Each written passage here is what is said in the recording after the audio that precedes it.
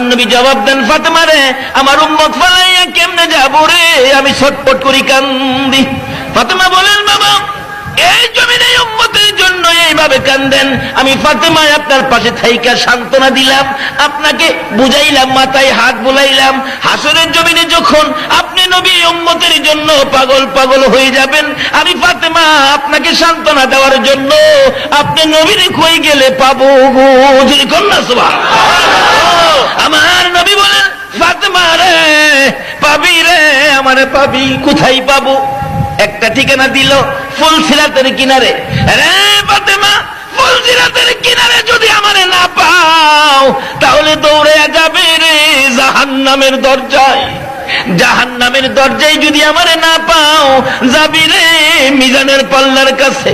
মিজানের পাল্লার কাছে যদি আমারে না পাও গো ফাতেমা, যাইয়া দেখবি রে আমার উম্মতের ব্যথা বুকে লইয়া আল্লাহর আরশের নিচে সিজদায় পড়ে উম্মতি উম্মতি বলে কান্দি।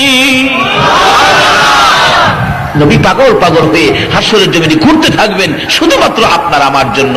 এই নবীর মাসই হলো শাবান, শবে বরাতের মাস। এই মাসটা